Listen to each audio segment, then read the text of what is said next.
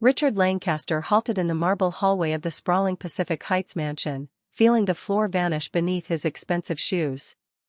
He had entered through the side door to avoid the staff, suitcase still in hand, his clothes wrinkled from the cross-country flight, and his face drawn from 3 sleepless nights. He intended to surprise Anna, apologize for his long absence, and find her resting. Instead, his mother's voice sliced through the slightly open door of the main drawing room like a blade. "If this child is born in this house, I guarantee he will never carry the Lancaster name," Eleanor said with a venomous calm. From inside, Anna replied softly but with unbreakable firmness, "You can remove my name from the door, Eleanor, but you will never tear my child away." His mother let out a dry, dismissive laugh. "And what child is that? Or is this just the best planned financial strike our family has ever suffered? You are waiting for a much larger payout." "I have never asked Richard for a single dime." Anna's voice trembled. Eleanor slammed a solid silver pen onto the glass coffee table alongside a heavily marked legal document. "Sign it immediately. Disappear with dignity and spare us a public scandal." Anna stared at the paper, then looked at the woman who had spent months smiling warmly in front of Richard. "How many times did you rehearse this cruel speech in front of your antique mirror?" Eleanor lifted her chin. "I have survived far better women trying to infiltrate our lineage." "Why then," Anna took a deep breath, "are you so terrified of me?" The question shifted the temperature of the room, drawing Eleanor's gaze down to Anna's neck. A small antique, shell-shaped pendant rested against her skin, a detail Richard considered an intimate quirk, but one that now made his mother turn pale. Recovering quickly, Eleanor demanded, "Where did that necklace come from?" her voice losing its polish for the first time. Anna clutched the pendant. "It belonged to my mother. She cleaned hotel rooms on double shifts, came home smelling of harsh disinfectants, and still taught me never to bow her head to people who confuse wealth with character." Eleanor's expression hardened.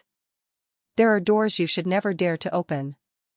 And there are sins a family cannot bury forever," Anna declared, standing tall. Richard pushed the heavy oak door open with enough force to strike the wall, stepping into the room. Both women spun around in shock. Anna's face instantly lost all color, filled with a deep, agonizing shame that hurt Richard more than any accusation could.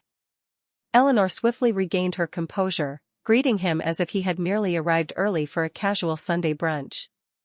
Richard stared at the silver pen, the hostile contract, Anna's trembling hands, and finally his mother.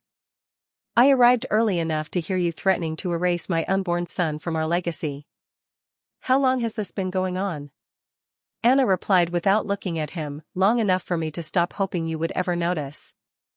Just then, Martha, the loyal housekeeper, hesitantly interrupted to announce an urgent call from a lawyer named Arthur Vance.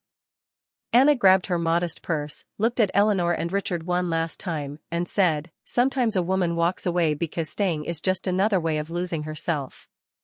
Richard stood frozen as Anna walked out the front door. Resisting the urge to chase her down the affluent San Francisco street because a dark truth lay on the table, he snatched a partially hidden folder from beneath a glossy magazine, ignoring Eleanor's frantic attempt to grab it back. Inside, he found a faded copy of a birth certificate, a torn photograph, and handwritten notes bearing the name Sutton and Company. In the torn piece of the photograph, Richard recognized a much younger version of his late father standing beside a dark-haired woman wearing the exact same shell pendant Anna wore every day. Meanwhile, Anna rode a taxi across the city, keeping her hands over her 6-month pregnant belly. The bustling city blurred past the window, feeling completely disconnected from the emotional devastation she had just endured. When the car turned onto a narrow street in the Mission District, far away from the aggressive wealth of Pacific Heights, her shoulders finally dropped. She was returning to the old apartment building where her mother, Mary Sutton, had spent her final years. Inside the modest, clean apartment, everything remained exactly as her mother had left it, including a framed photograph of Mary smiling on a windy beach, wearing the fateful necklace. Anna placed her purse on a wooden chair and allowed her tears to fall, crying because Richard's love had arrived with a look of utter astonishment rather than unwavering certainty. Her quiet morning was interrupted by a call from Arthur Vance, her mother's old attorney. His gravelly voice sounded urgent and thick with worry. He warned Anna that her mother had made him promise to wait, but Eleanor Lancaster knew too much, and the aggressive settlement offer proved the pregnancy had altered the hidden battlefield. Arthur insisted they meet the next morning, pleading with Anna not to sign anything bearing the Lancaster name, not even out of love for her husband. Back in the mansion, Richard locked himself inside his private study, a rare act of defiance against the matriarch. He spread the contents of the Sutton file across his desk, staring intensely at the torn photograph of his father and Mary Sutton. When Eleanor barged in, demanding he stop digging into the past of an opportunistic woman, Richard stood up, his eyes burning with a newly discovered coldness. "You spent months calling my wife a gold digger," he flatly accused, while secretly hoarding a hidden archive of her mother's erased history. The next morning, Richard was already waiting on the chilly sidewalk outside Anna's building, having spent the entire night agonizing over his failure to protect her. When Anna emerged, clutching her purse with her mother's documents tucked inside, he stepped forward, offering no excuses, only a desperate desire to accompany her to the lawyer's office. Anna opened the taxi door and warned him in a steady voice, "If you get into this car, you will hear things that will destroy your version of your family's legacy." The ride passed in a heavy, suffocating silence. Upon arriving at Arthur Vance's modest office, the white-haired attorney evaluated Richard with a piercing gaze, refusing to extend his hand. Arthur opened a thick binder. "In this room, the Lancaster fortune speaks much softer than the weight of historical documents and buried injustices." Arthur systematically laid out the history of the Pinnacle, a beautiful coastal hotel in Monterey built decades ago by the Sutton family, which had been absorbed by the Lancaster conglomerate through highly questionable maneuvers. Mary Sutton had been an indirect heir whose signature relinquishing her rights was obtained under intense duress when she was isolated and financially broken. Richard listened without moving a muscle, his jaw clenched tight as he realized his mother had never wanted to just expel Anna, she wanted to obliterate the bridge before anyone discovered it existed. By late afternoon, an anonymous, damaging tip began circulating rapidly across San Francisco's digital gossip columns. It spoke vaguely but clearly of a young pregnant wife abandoning a billionaire's mansion, demanding a luxurious penthouse, and using her unborn child as leverage. Anna read the toxic notifications while sitting in a corner cafe, instantly recognizing Eleanor's signature method of destroying an enemy's reputation without leaving a fingerprint. Richard received the same alerts moments later from his panicked public relations advisors, his face hardening into pure fury as he reached for his phone to declare war. However, Anna gently placed her hand over his, stopping him. "She wants you to appear out of control to validate her narrative," Anna said with absolute clarity. "I am done letting other people narrate the story of who I am." Leaving Richard at the cafe, Anna returned to the lawyer's office to record a simple, unedited video statement against a plain white wall, devoid of professional lighting or dramatic makeup. Looking directly into the lens, she firmly denied asking for a single penny, stated she would not be silenced by non-disclosure agreements, and demanded respect for her mother, Mary Sutton. She explicitly warned that her unborn child would never be used as a strategic weapon by any wealthy dynasty. The raw video spread with astonishing speed, completely eclipsing the planted gossip. Everyday women and former hospitality workers recognized the familiar, polite violence of the extremely wealthy. The name Mary Sutton resurfaced across internet forums, with retired maids sharing memories of the kind woman who had been bullied out of her heritage. This collective outpouring terrified the Lancaster executives far more than any lawsuit, because public memory was utterly uncontrollable. Driven by a need to understand, Richard drove down the coastline to Monterey, stopping at the boarded-up administrative building of the Pinnacle Hotel. There he encountered Mr. Jenkins, an elderly caretaker, who fondly remembered Mary Sutton not as a threat, but as a genuinely good woman. When the old man nervously mentioned the dark rumors of Mary being a legitimate heir who was made to disappear in tears, Richard felt a profound shame for the lives his family had casually destroyed. That evening, Richard found Anna resting on a park bench overlooking the dark ocean in Monterey. Before they could bridge the emotional chasm between them, a sleek black car pulled up and Penelope Vaughn, a notorious society columnist allied with Eleanor, jumped out alongside a flashing camera. Penelope began shouting invasive questions about a financial settlement and Anna's supposed scheme to steal a piece of the upcoming hotel renovation project. Richard immediately stepped forward, ordering the photographer to shut the camera off, but Anna gently touched his arm, refusing to hide behind his wealth. She faced the blinding flash directly. "Anyone wishing to discuss my character should examine their own conscience first," she declared, neutralizing the ambush with breathtaking grace.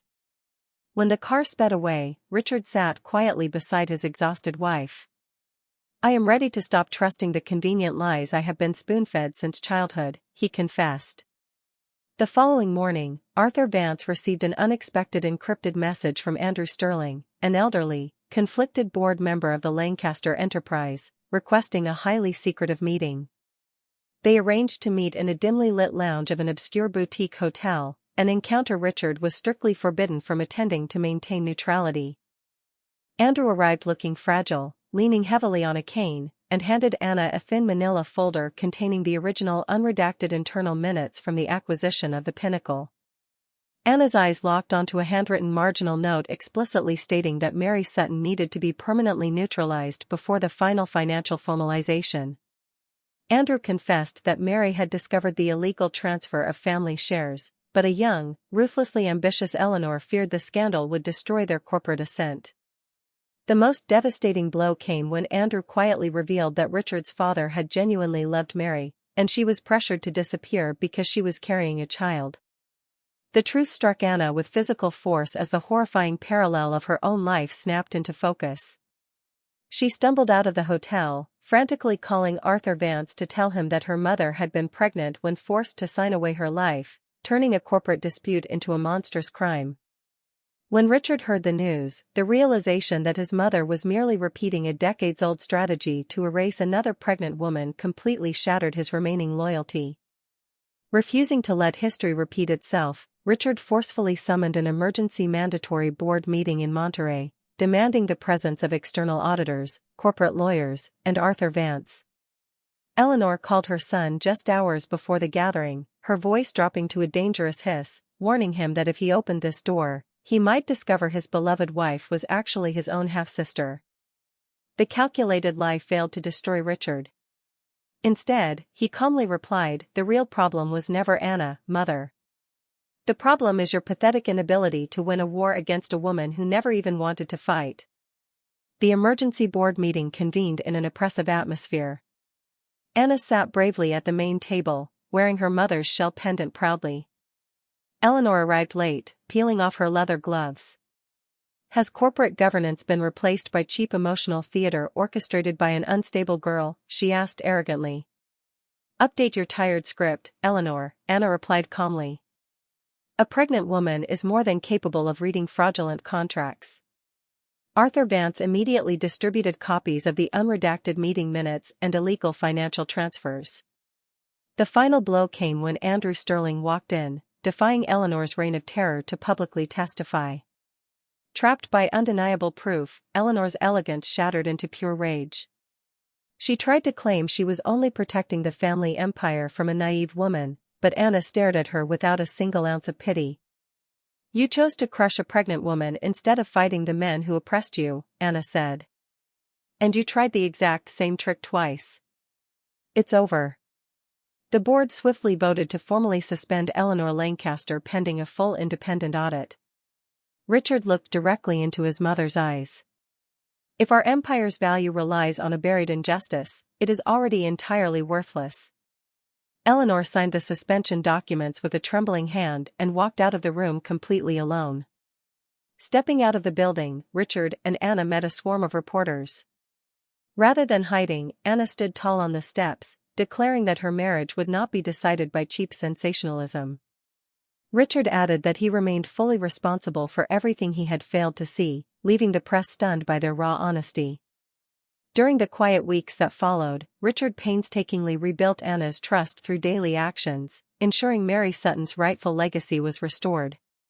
The absolute final confrontation occurred when Eleanor surprisingly appeared at their modest apartment, stripped of her expensive jewelry. Looking at the photograph of Mary Sutton, Eleanor confessed in a fragile voice that she had spent decades paralyzed by the thought of being replaceable, hating Mary because she possessed a quiet dignity that millions could never buy. She handed over a legally binding document officially removing herself from all family trusts and quietly walked away, finally taking responsibility. The independent audit established a massive educational trust in the name of Sutton and Company for working-class youth. Anna finally returned to the Pacific Heights mansion, purposefully opening the heavy curtains to let the sun wash away the past, setting unbreakable rules that nobody would ever use family love as an excuse to exert control. Their son was born on a stormy Tuesday morning in a quiet hospital, surrounded by a hard-won peace. Richard held Anna's hand tightly, keeping his sacred promise to never arrive late again. When the healthy baby boy let out his first cry, Anna named him Thomas Mary Lancaster, carrying the immense strength of a woman who refused to be erased. Hours later, Eleanor hesitantly appeared at the doorway, asking for permission before taking a step closer. She looked down at the tiny infant, her eyes filling with genuine tears, and softly whispered a gentle welcome to Thomas, completely omitting the heavy burden of the Lancaster surname. It was a quiet victory that signaled the end of a generational curse. 5 years later, the Pinnacle in Monterey had reopened as a thriving hub of genuine opportunity. Anna walked through the sunlit lobby holding the hand of her son, Thomas, while Richard followed closely behind. Stopping in front of a dedicated memorial wall, the young boy pointed a tiny finger at a stunning portrait of Mary Sutton wearing the shell necklace, asking if that was the grandmother he never got to meet. Anna knelt down to his eye level, gently touching the frame. Grandmother Mary left behind a powerful story so that you would never have to feel small in front of anyone, Thomas. Just then, an elderly man named Charles, a former bellhop from Mary's time, nervously approached them holding an aging envelope. He explained that Mary had entrusted him with this package just a month before she vanished, asking him to keep it safe in case the wealthy family ever tried to lie. Richard and Anna stepped into a quiet corner and broke the old seal. Inside was the complete, untorn version of the photograph Richard had found years ago. It clearly showed a heavily pregnant Mary Sutton standing proudly next to Richard's protective father, while a young, visibly terrified Eleanor lingered in the background.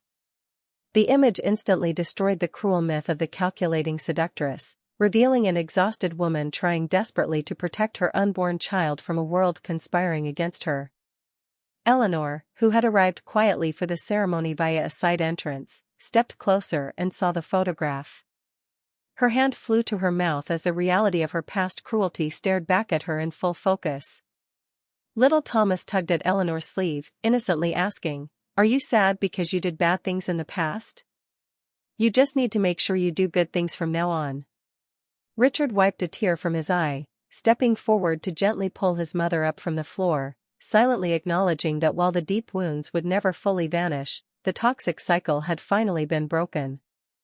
That evening, as the family walked together along the beautiful rocky coastline of Monterey, the ocean waves crashed rhythmically against the shore. Richard wrapped a warm jacket around Anna's shoulders, kissing the top of her head as they looked back at the illuminated hotel that now stood as a monument to truth rather than deception. They had walked through the darkest shadows of a generational trauma, finally learning that true peace is never found by hiding the painful past, but by having the immense courage to pull it directly into the light.